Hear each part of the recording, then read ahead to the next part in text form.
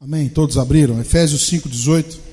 E não vos embriagueis com vinho que leva à libertinagem, mas enchei-vos do Espírito, falando entre vós com salmos e hinos e cânticos espirituais, cantando e salmodiando ao Senhor no vosso coração, dando sempre graças por tudo a nosso Deus e Pai, em nome do nosso Senhor Jesus Cristo, sujeitando-vos uns aos outros no temor de Cristo. Aleluia.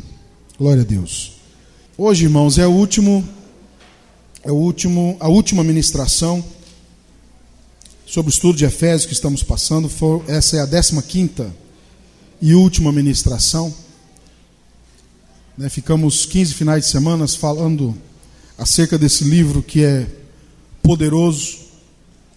O livro de Efésios, ele aponta para aquele homem espiritual, já em santidade, já andando no temor do Senhor.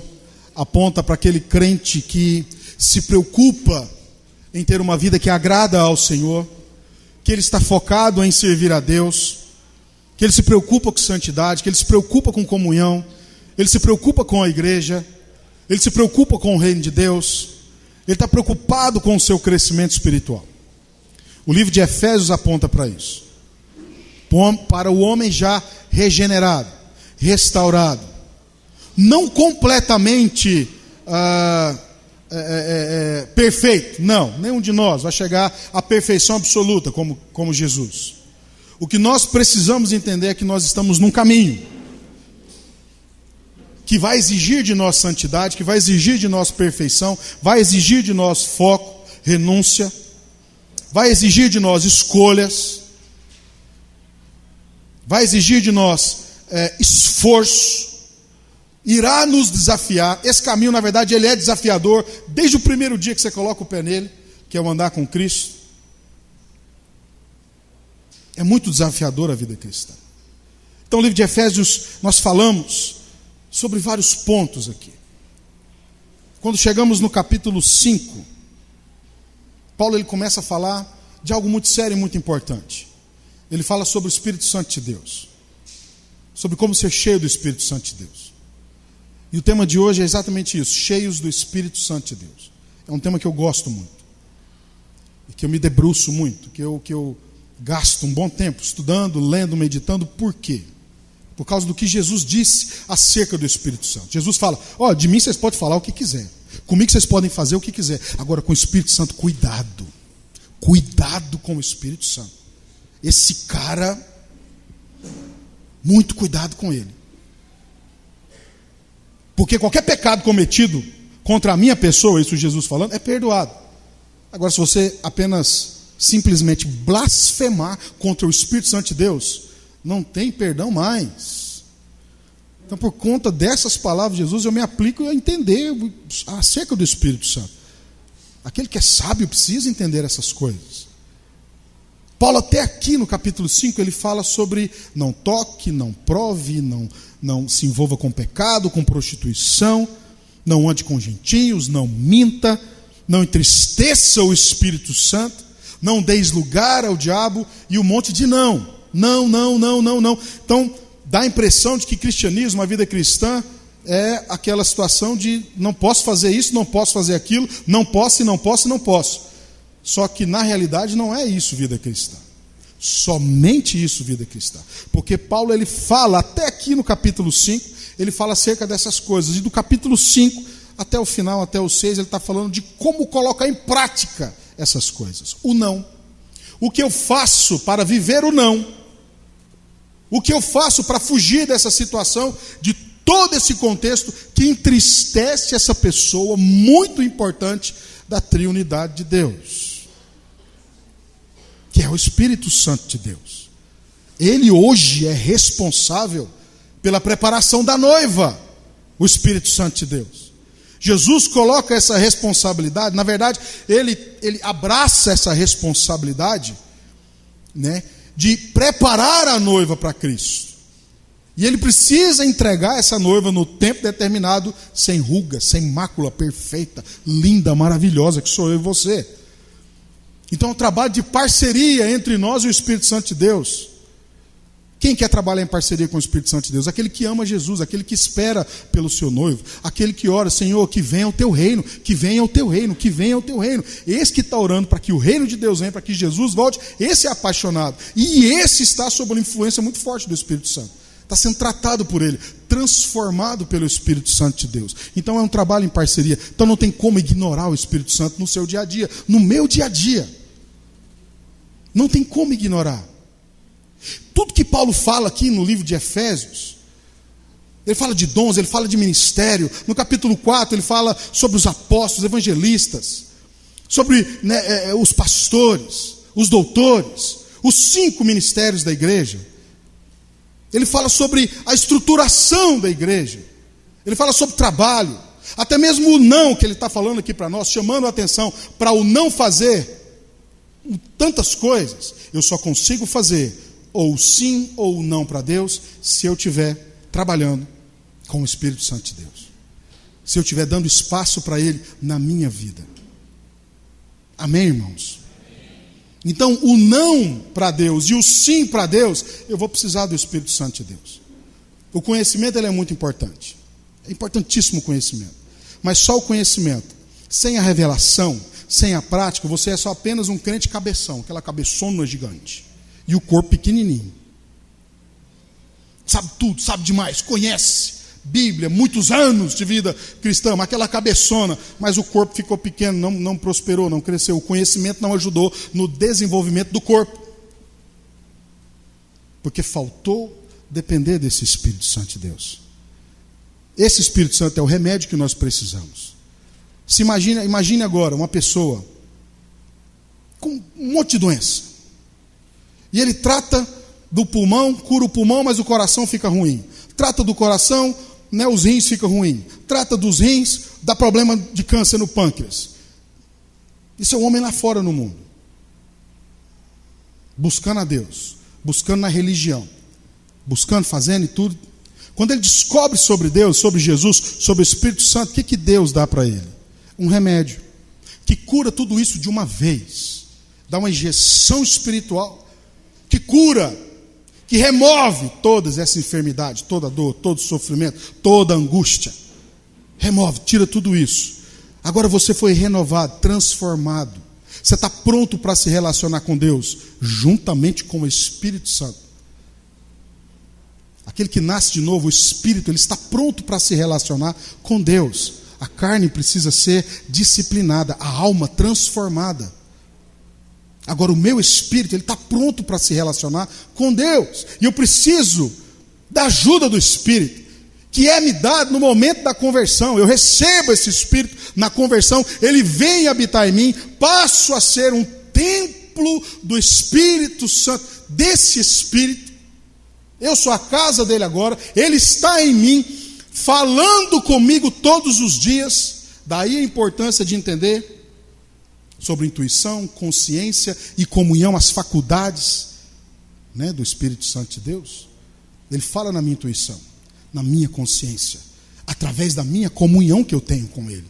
Eu consigo discernir espiritualmente as coisas. Eu consigo discernir o certo e o errado, o sim e o não para Deus. A minha vida vai sendo transformada à medida que eu ouço, que eu entendo, que eu sinto, que eu vou sendo transformado. Não existe transformação sem comunhão com o Espírito. Não existe renovação de vida sem andar junto com esse agente transformador. Consegue entender isso? O Espírito Santo ele é fundamental na vida do crente. Falamos de Jesus, falamos de Deus, ouvimos acerca, estudamos sobre Cristo, sobre reino, sobre conquista, sobre um monte de coisa. Agora sobre o Espírito Santo. Até quando eu vou procurar alguma coisa para estudar, algum livro para ler sobre o Espírito Santo, é difícil achar alguma coisa. Eu acho livros de vários assuntos. Assuntos que não acrescentem nada. Um monte de livro. Agora, sobre o Espírito Santo, você tem que cavucar um pouco mais. Eu acho que isso é de propósito. Eu acho que é de propósito. Porque às vezes, se você se prender demais em algo que está num livro comum, você pode ter uma impressão errada do Espírito Santo de Deus. Porque foi uma revelação que uma pessoa teve.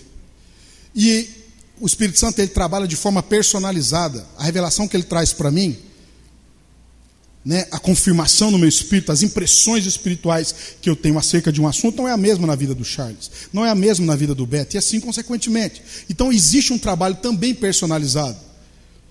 Que eu penso que quando uma pessoa se levanta para escrever um livro sobre o Espírito Santo, ele deve dar um parafuso na cabeça dele, porque ao mesmo tempo é algo tão simples, mas tão profundo, meu Deus do céu, que é somente na palavra de Deus e no joelho no chão. Aí você consegue definir quem é o Espírito Santo. Porque é algo muito particular, é algo muito pessoal entre você e ele. É uma transformação que tem que ser feita na sua vida. Tem momentos que ele trabalha no pacote, em toda a igreja. Ele vem e enche a igreja, ele toma a igreja. Nós vemos isso no livro de Atos, o tempo acontecendo isso, principalmente na fundação ali da igreja. Porque na instituição da igreja, na fundação da igreja, você vai ver somente acontecimentos sobrenaturais. Por quê? Porque a igreja é algo sobrenatural. Você vê o Espírito Santo trabalhando na massa, no povo, na igreja e ao mesmo tempo individualmente, na vida de cada apóstolo, na vida de cada discípulo. Então você vê traços de personalidade diferentes, você vê as pessoas são diferentes. Estevão não é como Pedro, Paulo não é como Timóteo, Silas não é como Bartolomeu. Você vê porque e cada um deles tem o seu ministério muito bem específico por causa desse trabalho personalizado que o Espírito Santo faz. Então você tem que buscar. Mateus capítulo 7, versos 7 e 8 fala: batei, batei, e abrir-se-vos-á. É preciso bater, é preciso a busca. Se não bater, não vai abrir. Consegue entender isso? Então, sem o Espírito Santo não existe vida cristã. Existe apenas uma religião. Existe apenas uma rotina de vir ao culto, de ir a uma célula, uma rotina de se ler a palavra de Deus, uma rotina de oração.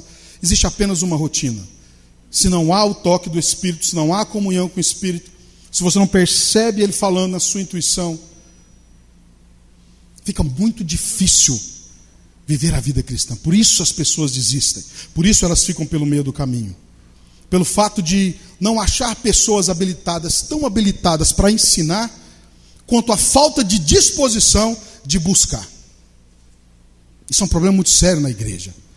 Pessoas cheias do Espírito, para poder ensinar a igreja a andar no Espírito. Porque a igreja, como eu falei agora há pouco, ela é instituída, ela é criada, fundamentada no sobrenatural, não no natural. Se existe sobrenatural, é porque existe um nível natural raso, baixo, e nunca Jesus ia instituir uma igreja andando no natural. Por isso o tempo todo era anjo tirando da cadeia, era morto levantando, cego enxergando. Isso acontecia toda hora.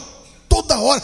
Pedro já estava acostumado com isso. A sombra de Pedro ia passando, as pessoas iam sendo curadas. Pelo menos a tradição diz. E a Bíblia confirma essa tradição. De que a sombra de Pedro, as pessoas eram colocadas. A palavra diz que em toda Jerusalém naquela época, eles tinham temor, eles tinham medo de se aproximar dos apóstolos. Por causa do evento de Ananias e Safira. Em Atos capítulo 6, a palavra diz que depois desse acontecimento, o povo ficava com medo e ninguém ousava se juntar àqueles 12 homens. Porque Matias já estava ali incluído. Ninguém ousava se aproximar deles, porque a unção, o mover, o sobrenatural era quase palpável, meu Deus do céu. Então a igreja é fundamentada nisso, nesse sobrenatural de Deus. Agora isso vem se perdendo ao longo do tempo. Você vê que os apóstolos, eles conseguem passar e vai passando de geração em geração, em geração em geração. Só que hoje acostumamos com o natural. Estamos acostumados com uma rotina. Estamos acostumados com um viver santo que agrada a nós mesmos, que não agrada a Deus. Parece que 1 Pedro 1,19 a gente lê, passa por cima. E eu acho tão interessante que nessas partes que fala sobre santidade na Bíblia, quando toca nesse assunto, é um versículo só: sede santos porque eu sou santo. Está falando o quê? Eu sou santo. Então quem conhece esse eu vai entender o peso e a profundidade dessa ordenança. Sede santos. E aqui Paulo está falando: enchei-vos do Espírito Santo. Enchei-vos. É o que nós fazemos. Quero falar sobre 7 pontos rapidamente aqui, dentro desse contexto que nós estamos lendo, desse estudo do livro. Primeira coisa, seja completamente cheio do Espírito Santo de Deus. O verso 18 diz assim: E não vos embriagueis com vinho, aonde há dissolução, mas enchei-vos do Espírito. Paulo aqui está fazendo uma comparação com o Pentecostes. Por isso que ele fala, sobre não embriagar com vinho. No Pentecostes, 40 dias após Jesus ser assunto aos céus, a palavra diz que ouviu-se um barulho de como um vento muito forte, viu-se línguas repartidas como de fogo, e essas línguas repartidas como de fogo pousaram sobre as pessoas que estavam ali na casa de João Marcos. Diz a tradição que é a casa de João Marcos, que escreveu o Evangelho, e eles foram cheios do Espírito. É importante lembrar que eles já tinham dias orando, 40 dias orando, buscando a presença de Deus. Eles estavam em oração, eles estavam em consagração, eles estavam em santidade, e eles foram cheios do Espírito. As pessoas ao redor, aquilo foi algo revolucionário naquela época, porque nunca se viu falar. Ainda não havia acontecido algo parecido com aquilo. Então se ajuntam as pessoas, e essas pessoas ouviam ele falar em cada um na sua língua da sua região. E alguns diziam, não, eles estão cheios de vinho, eles estão embriagados. Então Paulo aqui ele está fazendo alusão a isso. Não vos embriagueis com vinho, porque foi feita uma comparação. Então aqueles céticos, os que não criam, porque da mesma forma que a igreja avançada, onde muitos criam, seitas cresciam ao redor de pessoas que se levantavam para perseguir a igreja. Lembra de Saulo, Atos 9, que ele se converte, mas até Atos 9 ele dá muito trabalho para a igreja. Da mesma forma se levantava pessoas agindo contra. Não, é um bando de bêbado. Isso aí, toda vez que eles falam que é porque está bêbado. Por quê? Porque tinha um hábito de beber vinho. Bebiam vinho, na ceia de Jesus foi vinho que beberam. Você vê Paulo falando na carta aos Coríntios, né, para o povo tomar mais cuidado. Falou, olha, se você quer beber, bebe na sua casa. Se quer comer, come na sua casa. Na igreja não é lugar de tomar vinho. Então saía todo mundo chapado da ceia. Nossa, a ceia hoje foi boa. Teve unção hoje, da parte de Deus. Todo mundo de fogo. Então Paulo está falando dessa associação. E por que Paulo fala dessa associação? Porque uma vez que nós somos cheios do Espírito, há uma certa semelhança com aquele aspecto, né, de embriaguez. Qual deles? Eu quero falar um pouco dessas semelhanças. Grande alegria, sem timidez, coragem, ousadia, uma grande disposição. Quem está cheio do Espírito perde um pouco do senso daquele ridículo. Ele não tem vergonha de falar da obra de Deus, de Jesus, em qualquer lugar. Ele perde a vergonha nesse sentido de testemunhar de Cristo, de Jesus, em qualquer lugar. Ele está agindo na ousadia, porque ele está cheio do Espírito. Ele não se preocupa com padrões de comportamento que vai impedir o fluir de Deus. Você vê que Jesus não se preocupa em comer com um aleijado, em comer com um fariseu, em comer sem lavar as mãos. Ele não preocupa com tradição, com comportamento criado por homens. Não. Ele anula tudo isso, até o sábado.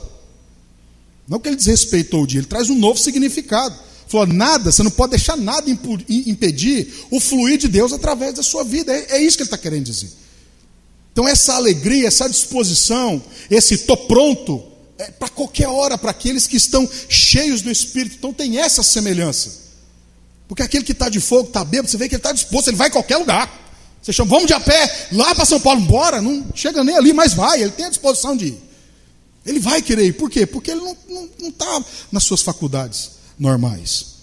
Agora, da mesma forma que tem semelhanças, tem contrastes, tem diferença também. Primeira delas, a vida cheia do Espírito é controlada e cheia de ordenação, o que a vida na embriaguez, ela não é.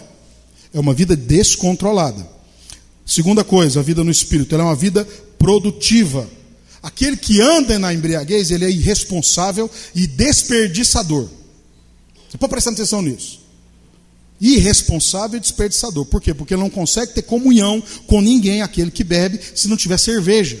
E o gasto com essas coisas é muito alto. É muito alto.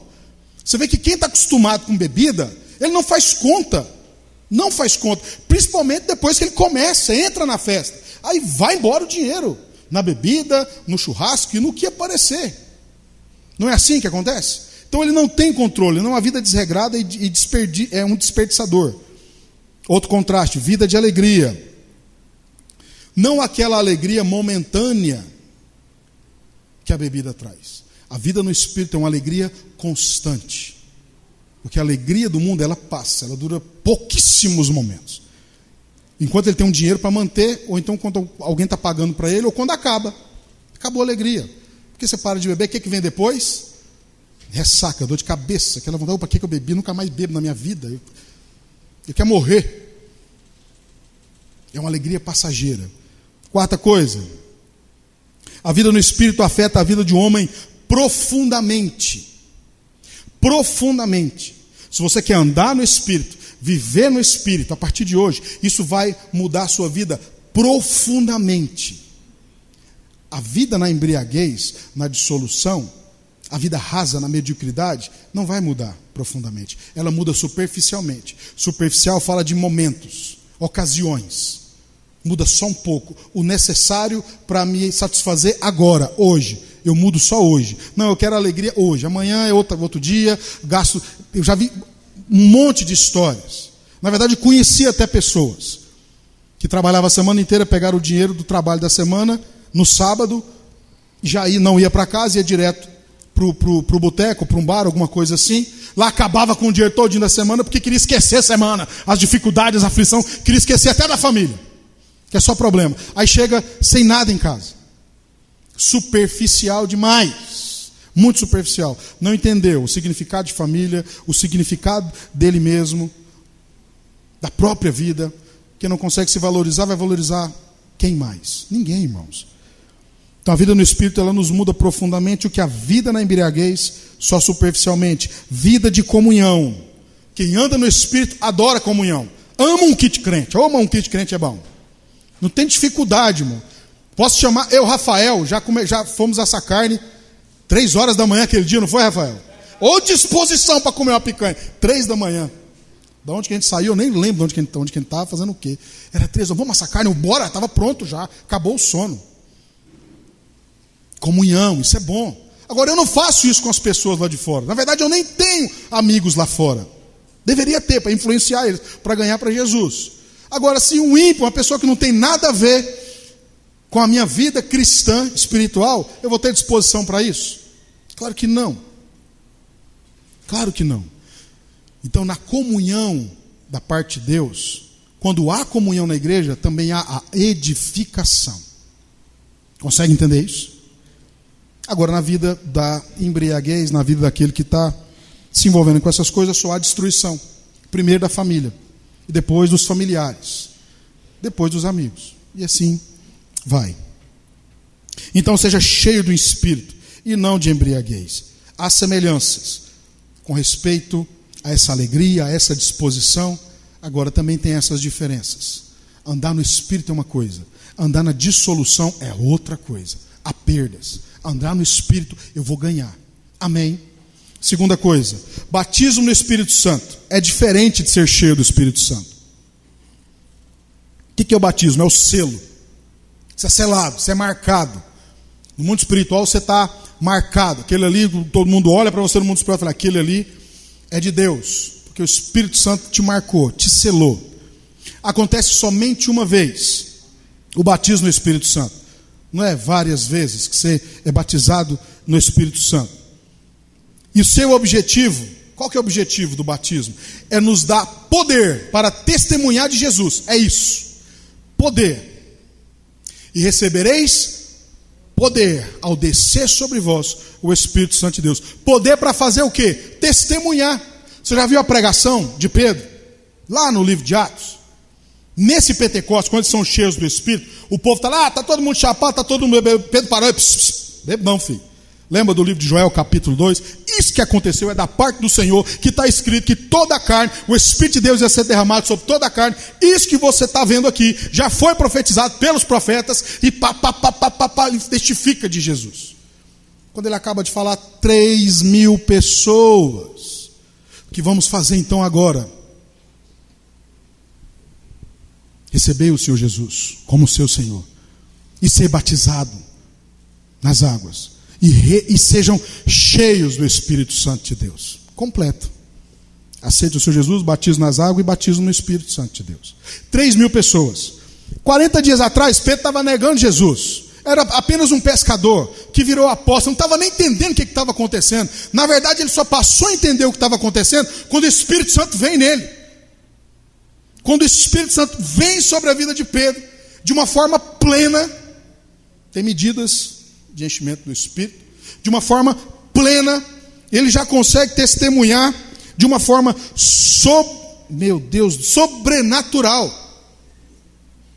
Sobrenatural. 3.000 pessoas se convertem.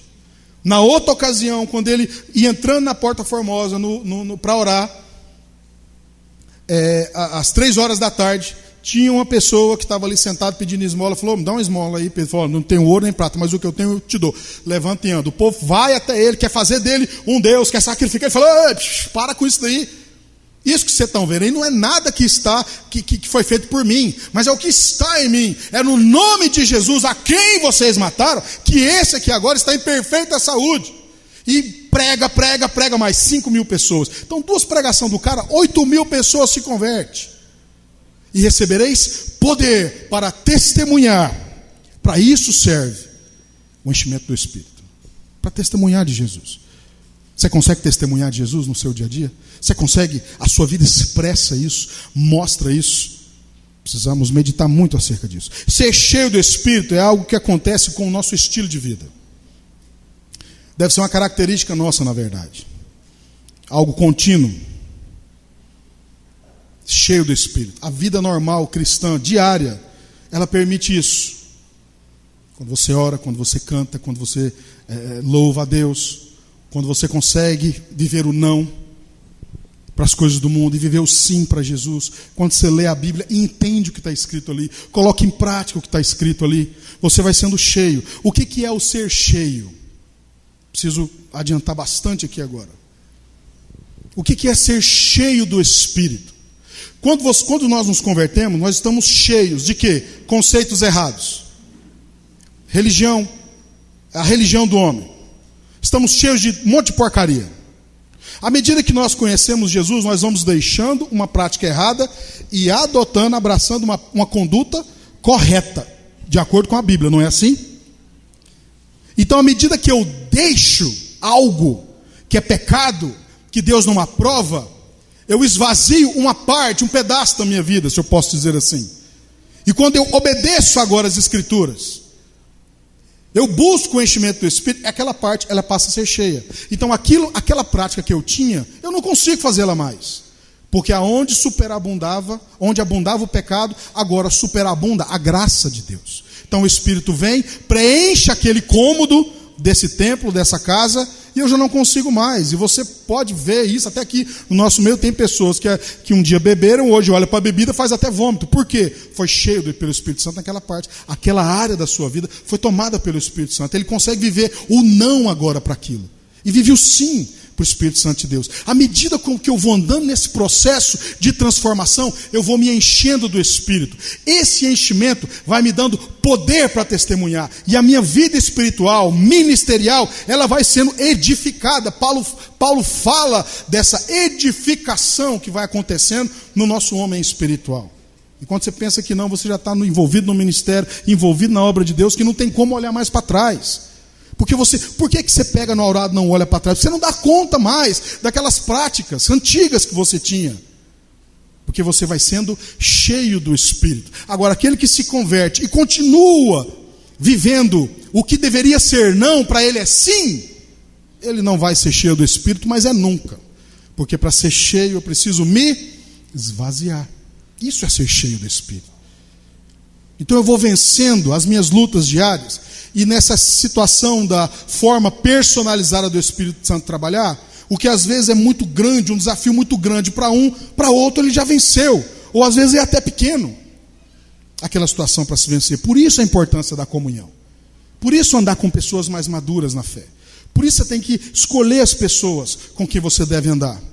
Aqueles que querem ser cheios do Espírito. Aqueles que querem crescer em Deus. Não pode perder tempo, irmãos, com coisas que não acrescentam. Eu vejo Deus com pressa de agir, de fazer. Jesus está voltando, irmãos. E essa noiva tem que ficar pronta. Calça logo o sapato, passa o batom, ponha aquele negócio que é no seu nome.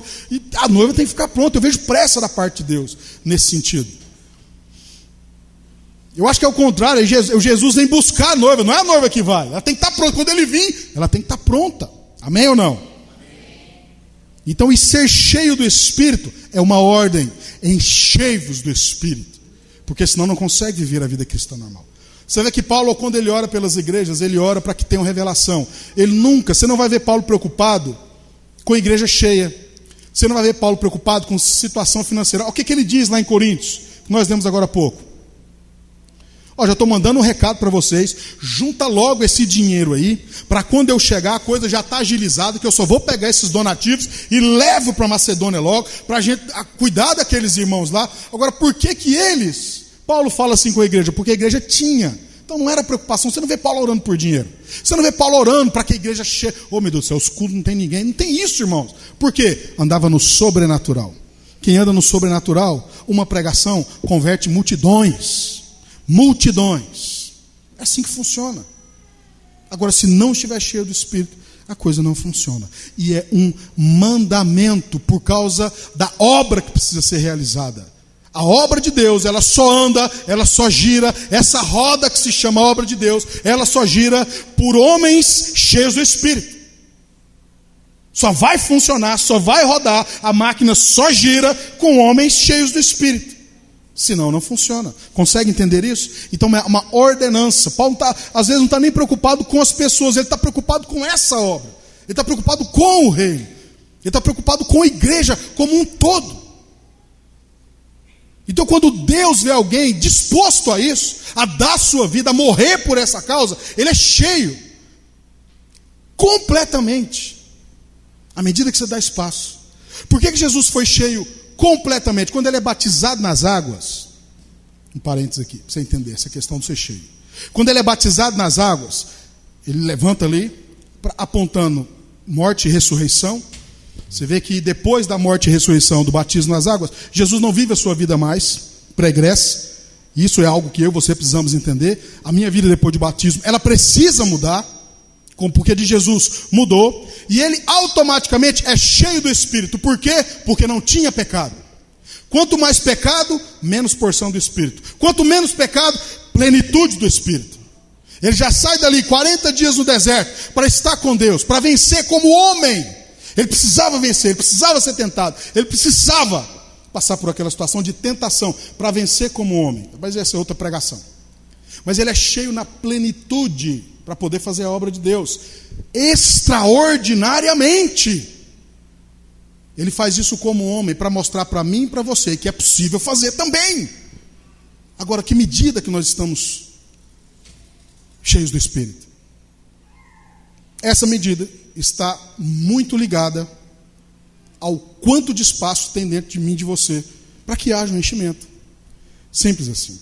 E isso aponta para o estilo de vida que eu estou tendo hoje. Para as minhas prioridades hoje. Pelo jeito de como eu estou lidando com aquilo que foi me dado. No culto passado eu não tive muito tempo para falar disso, hoje eu não tenho de novo para falar acerca disso, da graça de Deus. Algo que foi te dado, e Deus está esperando agora um comportamento com isso que foi te dado, o Espírito Santo de Deus, que Jesus fala que é alguém muito importante, que te capacita a ter uma nova vida.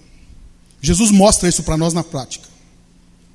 E ele fala que obras maiores nós faríamos se nós tivéssemos fé. O que é a fé? As coisas, é o firme fundamento das coisas que se esperam. É a fé que me fortalece a continuar no caminho. Lembra de Abraão? Romanos 4, capítulo 4, verso 20, se eu não me engano. Pelo fato de Abraão dar glória a Deus o tempo todo, ele era cheio do Espírito. Esse é um outro ponto. A gratidão a Deus por aquilo que Ele tem te dado. É interessante a gente ser grato no conforto, na nossa casa, dentro do nosso carro. É muito fácil ser grato, deitado numa cama quentinha, bonitinha, com a barriga cheia. É muito fácil ser grato, irmãos, hoje para nós aqui. Vai ser grato no deserto, com dinheiro no bolso, mas não tem como tomar uma Coca-Cola, porque vai comprar onde? Lembra de Jesus alimentando as multidões? Não era pobre né, que estava ali não, mendigo não. As pessoas estavam seguindo Jesus há muitos dias. Chegou o momento que ele para no lugar e eles ficam o dia inteiro ali. Os discípulos estão preocupados. Senhor, como iremos alimentar a multidão? Ele não fala como é que a gente vai alimentar esse tanto de pobre. Por que eles não tinham o que comer? Porque não tinham onde comprar. Não é porque não tinha dinheiro. É porque não tinham onde comprar.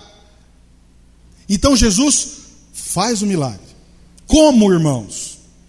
Senhor, eu te dou graças por esse pão e por esse peixe. Glória a Deus e amém. Pode servir.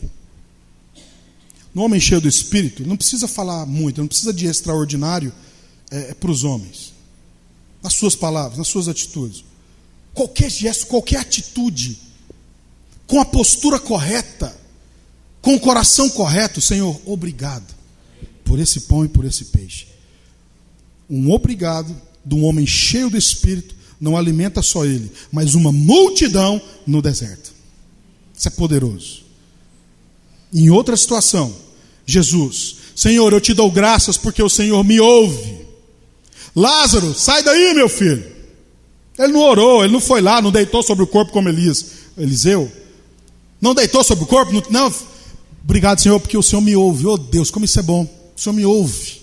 Olha a certeza, a convicção que ele tinha no coração. E ele é grato a Deus por isso. Sai daí, Lázaro. A gratidão gera vida aonde há morte. Muito importante essa questão. Às vezes você não acha motivo para dar graças a Deus. Às vezes Deus permite algo acontecer. Uma coisa ruim, uma tragédia. Para você lembrar que você é humano, que você é carne. Que você não é todo poderoso. Que você não consegue se sustentar por você mesmo. Que às vezes a sua profissão, ela não é nada. Às vezes Deus permite algumas coisas acontecer para mostrar que nós somos carne. Trapo de imundícia, melhor dizendo. É assim que funciona. E eu te desafio nesses dias de dificuldade. Você pegar um papel e uma caneta e escrever 5 coisas que você poderia dar graças a Deus, mesmo vivendo numa dificuldade. Você vai ver como isso é revolucionário e transformador na sua vida. Eu não estou falando de coisas grandes. Faz assim. Isso aí não é seu, não. Foi Deus que te deu. Você está respirando. Você está andando. Você põe arroz e feijão na boca, você sente gosto. Você enxerga. Você anda. Ah, irmão, só sabe o valor dessas coisas quem perde. Então seja grato a Deus. Sede fiel no pouco, que sobre o muito colocarei. Como a gente quer grandes coisas se não aprende a ser fiel no pouco. Amém, irmãos? A gratidão é algo muito sério, é algo muito importante. Precisamos rejeitar toda passividade. Como eu disse em Mateus 7,7, batei e abrir-se-vos-á. Busca, que você vai achar.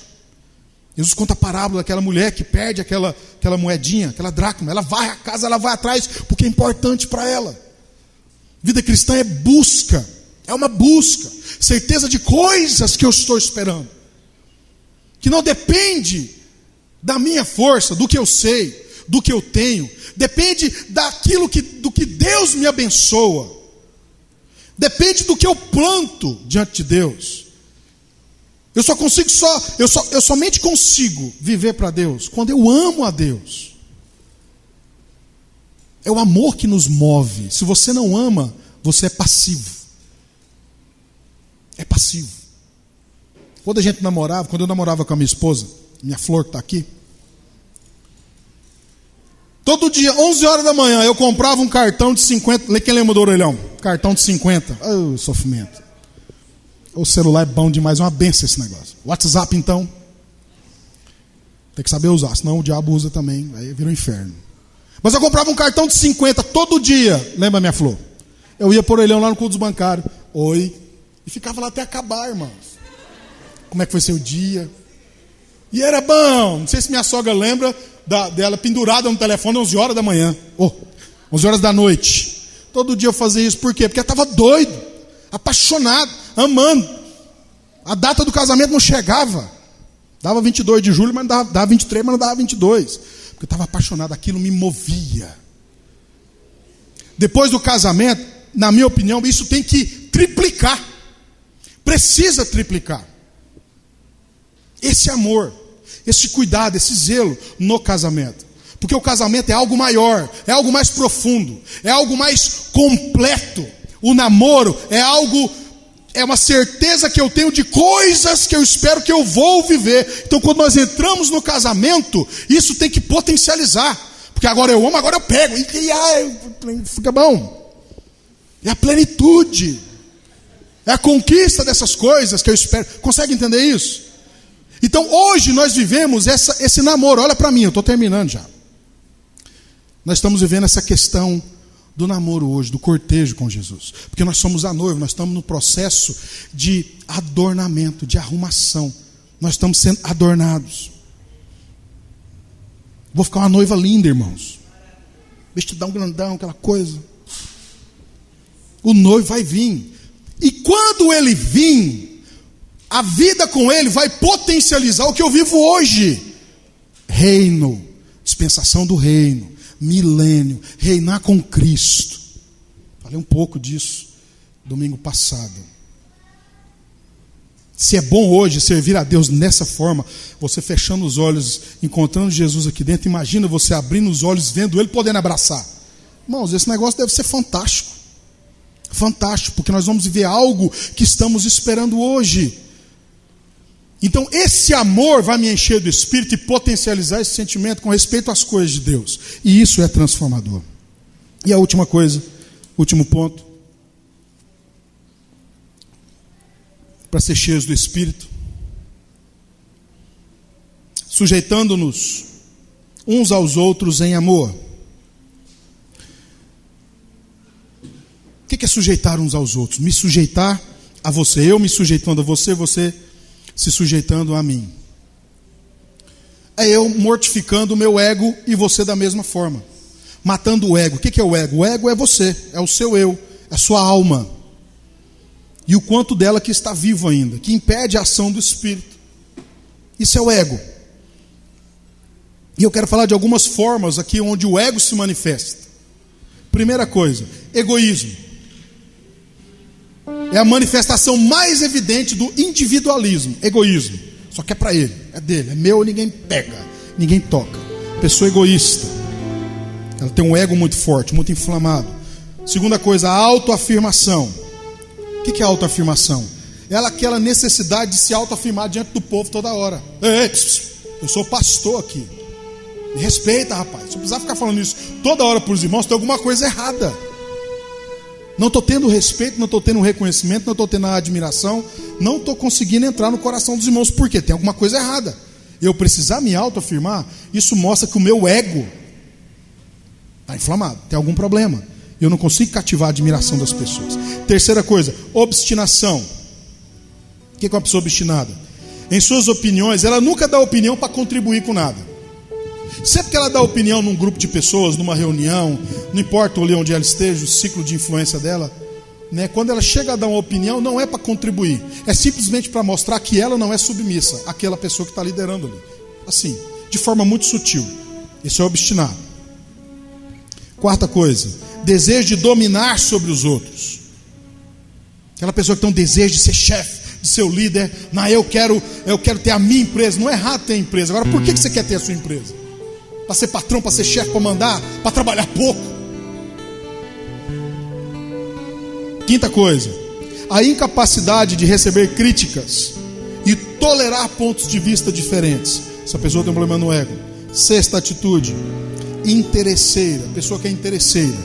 Sétima e última, a atitude de sempre ameaçar, renunciar, sair fora do barco. É ruim quando a gente vê isso num casamento. A pessoa vive sob ameaça. Um dos cônjuges, né? Não, tem que andar na linha, senão ele sai de casa. E se ele sai de casa, eu passo fome. Não, tem que andar na linha, senão ele vai embora. Aquele medo. É muito ruim quando os filhos têm a dúvida se o pai volta para casa ou não. Todo dia no final do dia. Será que meu pai volta? Porque o correto é o quê? Não, papai volta para casa porque ele ama a mamãe. Ele não vive sem a mamãe. Os filhos precisam ter essa certeza no coração. Vão crescer saudáveis, com uma grande chance de ser cheios no Espírito, ainda pequenos. Porque tem um enchimento do Espírito que vem para obras específicas Lembra de João Batista? Aquele que veio para preparar o caminho do Senhor, cheio do Espírito desde o ventre. Por quê? Porque Deus achou um homem, Zacarias, um profeta, que orava. Fala: Senhor, eu quero ser pai. Ele era um sacerdote. E a palavra de Deus diz que ele era, segundo a lei, irrepreensível. Irrepreensível. Ele e a sua esposa, Isabel, irrepreensíveis segundo a lei. Oraram. Depois de velhos, tiveram João Batista, que no ventre já eram cheios do Espírito. Um dia Maria, mãe de Jesus, grávida de Jesus, foi visitar Zacarias e Isabel. Ela chega e dá uma saudação que é estranha, porque ela estava cheia do Espírito, porque Jesus estava no ventre. Quando João Batista, no ventre de Isabel, escuta a voz de Maria, ele é cheio, porque ele é cheio do Espírito, ela é cheia do Espírito, e ela profetiza. Fantástico isso. Fantástico. Sujeitando-nos uns aos outros em amor. Vem o enchimento do Senhor. O meu ego, o seu ego tem que ficar em segundo plano. Amém, irmãos? Enchei-vos do Espírito. Preciso parar por aqui. Coloque-se de pé, vamos orar. É um mandamento que precisamos seguir à risca. Enchei-vos do Espírito. Eu queria que você colocasse a mão no seu coração. Eu queria que você se afastasse um pouco da pessoa que está ao seu lado. Eu queria que você falasse com o Espírito Santo. Fale com o Senhor agora. Fale com o Senhor. Eu sei que hoje Deus vai fazer muito neste lugar. E é agora. Está faltando a cerejinha no bolo para você. Ore ao Espírito Santo. Seja sincero. Se é o caso, peça perdão. Se tem entristecido, peça perdão. Seja sincero com Ele. Fala: Espírito Santo, até hoje eu não dei conta. Me ajuda nas minhas fraquezas. Porque afinal de contas o Senhor é o ajudador, o Senhor é o consolador. Me ajuda, Espírito Santo, a servir a Deus de uma forma plena. Me ajuda a mudar de vida. Me ajuda na minha vida cristã. Eu quero servir a Deus. Eu amo a Deus. Eu quero amar numa intensidade maior. Ore ao Senhor, Pai, em nome de Jesus. Tua palavra, Senhor, foi ministrada, mas é o Senhor quem convence do pecado, da justiça, do juízo. Vem, Espírito, e trabalha no coração deste homem, dessa mulher, desse jovem, dessa criança. Opera, Espírito Santo, nesse casamento. Opera na vida financeira deste homem. Trata, cura, levanta. Em nome de Jesus, levanta neste lugar homens e mulheres cheios. Homens e mulheres cheios. Fala para o Senhor, se você tem um desejo de ser cheio. Olhe para o Espírito Santo de Deus. Eu quero ser cheio. Eu quero ser cheio. Cheio do Senhor. Aleluia. Aleluia. Ore ao Senhor. Agora filho sou. Agora filho sou.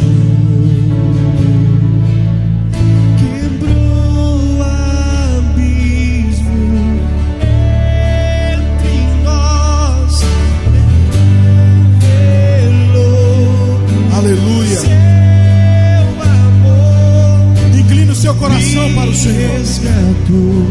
Ore. Não saia daqui sem ter uma palavra com o Senhor. Oh, Espírito Santo. Espírito Santo. Eu oro para que haja mudança, para que haja quebra de paradigma. Espírito, manifesta-te. Manifesta o teu amor, Senhor. Enche este homem, enche esta mulher, em nome de Jesus, em nome de Jesus. Aleluia. Aplauda ao Espírito Santo. Minha vida